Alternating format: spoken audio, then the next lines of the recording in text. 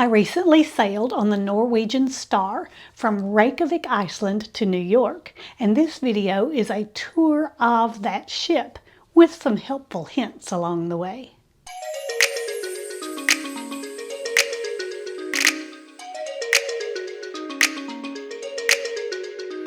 Here on Deck 6 is the entrance to the Versailles dining room. Check in with the hostess here at the top of the steps, then descend the stairs to be seated. Guests who have mobility issues can ride the elevators down to the seating level.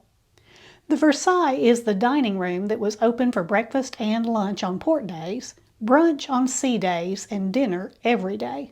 You must use the aft set of elevators or stairs to get to the Versailles dining room. If you come down the forward or mid elevators to Deck 6, you cannot get to the Versailles. You will have to come down from Decks 7 or higher. Gatsby's Champagne Bar is midship on Deck 6, and it hosts a wide variety of activities during the day and entertainers at night. They had a goofy golf challenge one day here, and I attended an origami tulip class here. I won't tell you which one of these was mine. This area also has two of the specialty restaurants, La Bistro, which is French, such items on the menu as beef tenderloin and escargot, and La Cucina Italian for all things Italian, from pizza and lasagna to lamb and tiramisu. Heading toward the other main dining room is a lovely hallway with pretty artwork and padded benches with a view. Often I would see guests sitting on a bench with their back against the wall and their feet propped up reading a book. Before we reach the Aqua dining room, you can find a display of the destination plaques. Every time the ship stops for the first time at a new port, they are presented with a plaque to commemorate it. This ship has seen a lot of the world. The Aqua dining room is decorated in blues, which the name implies, and if you arrive early for dinner, you might have a chance to request one of the seats beside a window for the view.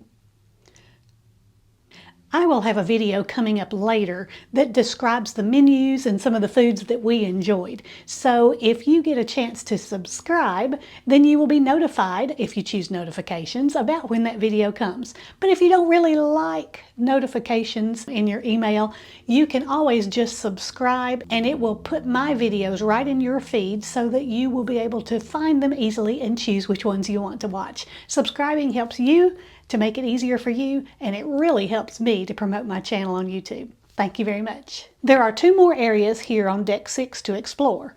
The entrance to the theater is here, and you can expect variety acts, guest entertainers, and the ship's singers and dancers. There was something every night of our sailing. The casino is located here on Deck 6 as well, with an entrance right here across from the theater. Okay, up to Deck 7. I just came up the stairs at the forward elevator bank, and there's signage to help you find your way, just like everywhere else. There are entrances on each side of the stairs to the theater balcony seating, and doors that lead to the outdoor promenade, which actually goes all the way around the ship. They call this tax and duty-free shopping area Trade Winds. I'm filming early before they open, but we can get a little peek inside. Continuing down the hallway, there are more of these window seating areas before we come to the Asian food section. There is a sushi belt here, and sushi can be ordered from the menu.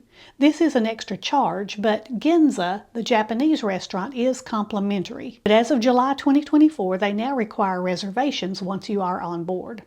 The teppanyaki specialty restaurant is tucked in over here. Midship on Deck 7 is where the grand atrium is located, a central hub on the Star. It is an open area with some small tables and chairs, and there's a little shopping area to the side. This is home to the Atrium Cafe, where you can purchase your Starbucks during the sailing if you are a Starbucks enthusiast. And there are some complimentary pastries in the morning, but there are macaroons and other items that can come at an extra charge. The atrium is also where you find a restaurant reservations desk, a guest services desk, and the shore excursions office. This ship has a pretty large photo studio. You can find photography equipment and supplies, as well as photo packages from the voyage. They also conducted a few photography seminars in here. Passing through the photo gallery brings us to Bliss Lounge. This is a huge venue with many planned activities throughout the cruise. There were morning fitness classes, a fruit and vegetable carving demonstration, bingo for a fee, and another game, Deal or No Deal, for a fee, and a very popular evening cabaret-style show. I tried my skills at speed trivia, but didn't make a very good showing. I did manage to get a quick photo of the leaderboard before I got completely bumped off of it. A napkin folding class where my skills were much better. Exiting the Bliss Lounge from the other side takes you through Proof Whiskey Bar in order to get back to the atrium. Deck 8 is primarily guest cabins except for O'Sheehan's Neighborhood Bar and Grill. They are open 24 hours a day for a limited menu and have a little more variety for breakfast, lunch, and dinner hours. It is also a great place to come and have a good spot for listening to the atrium entertainers. The reception desk is on the right-hand side, lots of seating, some by the windows looking out, and some towards the interior of the ship. I loved to come here early in the morning to get a little work done and to have a cup of coffee with a view. Deck 9 is mostly guest staterooms. This is the view from the midship elevator bank. The atrium is below, then O'Sheehan's one floor down, and the Internet Cafe on this deck. You can access it from the stairs at O'Sheehan's, and there's a door in the Deck 9 hallway as well. The Internet Cafe is occasionally staffed if you have any Wi-Fi issues or if you want to use the ship's complimentary computers. You still have to have your own Wi-Fi package to use their computers. On Deck 11, the spa is located in the aft. It has a salon for everyone, and there are separate men's and women's dressing rooms with toilets, lockers, sauna, steam room, and showers. I purchased a thermal pass for this sailing since we were in Iceland, but I found that I did not really enjoy it as much as I thought I would. I probably would if I loved sitting in the sauna, but the heated loungers were usually full, as was the hot tub and the therapy pool.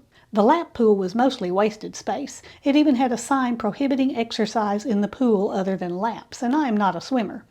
And even though there was a sign that the thermal spa is a quiet area, there was a chatty woman who wanted to make friends with everyone in the hot tub and the therapy pool. She really should have just enjoyed socializing in the solarium hot tubs instead. Deck 12 is the location for the Garden Cafe, NCL's buffet area. It has food stations on both the right and left side, with the left side being much larger. In both areas you can find multiple tables and chairs, with floor-to-ceiling windows for the view, and self-service drink stations. Regular and skim milk, ice and filtered water. At breakfast they had apple, orange, and pineapple juice, and at lunch they had lemonade, tea, and a fruit-flavored drink. Coffee, hot water, tea, and the creamers, milks, and sweeteners. Seating continues for a long way in this section. I'm here early to film, before breakfast even opens, but you can see the stations for hot entrees, eggs, and omelets to order, and cold cuts and cheeses. The next station has some breads, pastries, fruits, and cereals.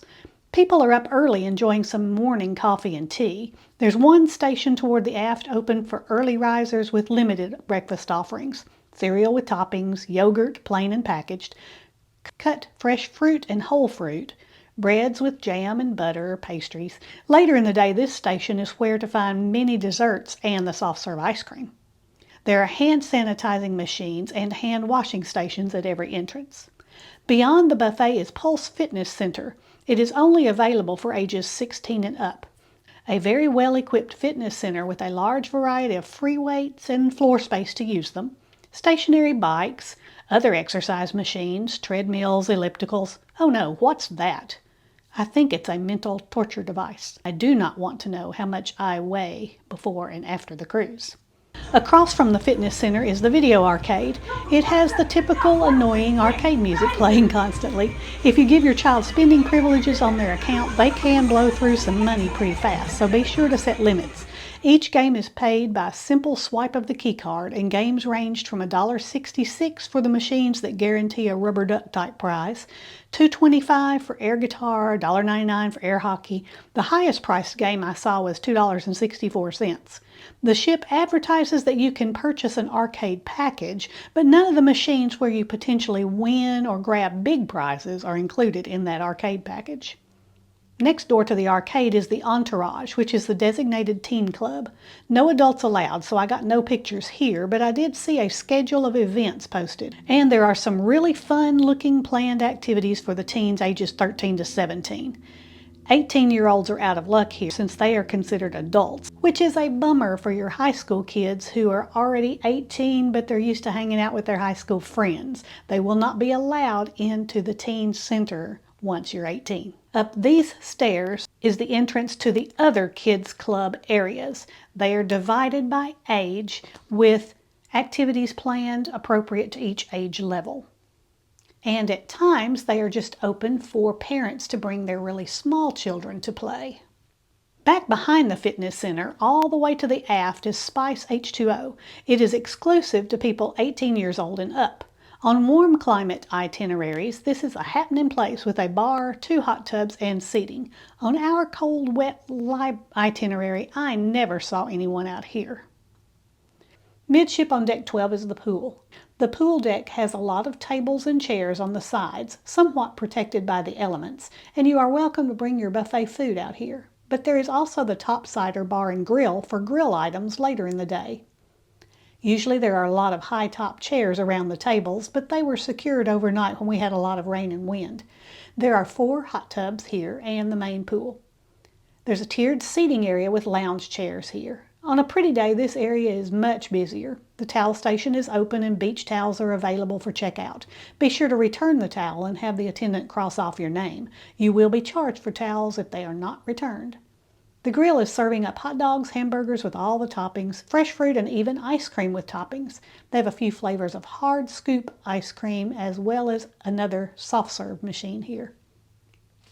Deck 12 toward the front of the ship has a library. Several cruise lines are eliminating their libraries, but this one was used pretty often. It has posted hours when the library is staffed, and they unlock the bookcases then. There are also 2 conference rooms which have dividers, so they could actually partition it off as 4 rooms. If you come with a group, it may be possible for you to reserve one of these spaces for meetings. Deck 13 forward is a sun deck with plenty of lounge seating available on various levels when the itinerary warrants it. Coming around the side of the ship, there is the access to the sky-high bar. And this morning, I have a nice sunny day to give you an overlook of the pool deck below. Loungers all along the sunny top deck of Deck 13 and the tiered lounge seating facing the pool. If we go back down where we came from, it brings us to the track. They request jogging to the right and walking to the left. If there are no joggers on the path, this is a great spot to come to take pictures unobstructed by the glass. You take a bit of a zigzag path along the windbreak walls. There is an outdoor checkerboard and shuffleboard court, and these steps take us to the sports court on Deck 12 where it is lined off for basketball and soccer. There's a golf driving area and rules are posted on the side of the ship. In case you were wondering, 4 laps equals 1 mile on the jogging track. The jogging track takes us to the front of the ship where we find the helipad, the stairs leading to the crew-only area, and veering off the track we can see the Spice H2O area on a much sunnier day. The jogging track wraps around the other side of Deck 13 now, and another golf driving net is here. This one actually has a sign saying that you can get the equipment from the towel station on Deck 12. It splits again for jogging and walking. There's a ping pong table and a giant chessboard on this side of the ship and another entrance to the sports deck before we head back to the pool deck. And I can take another shot of the overlook from this end. Midship on Deck 13 hosts 2 additional specialty restaurants. The hostess station here serves both of them. Moderno's Churrascaria is a Brazilian steakhouse with a variety of steaks, lamb, chicken, and the best grilled pineapple. Private breakfast for suite guests was served here in the mornings, and Cagney's is the steakhouse. If you like a good steak, you will not be disappointed here. Deck 4. Mostly cabins, but the medical center is on this deck, and there is a pharmacy vending machine. Items are charged to your onboard account when you use your room key card for purchase. This deck is also where you will board the water shuttles when you have a tender port. That pretty much sums up the ship tour. Be on the lookout for future videos about this ship. I plan one about the food, and I plan another one about some of the other helpful hints you really need to know before you book, like doing laundry, where the smoking areas are, preferred cabin locations, and more.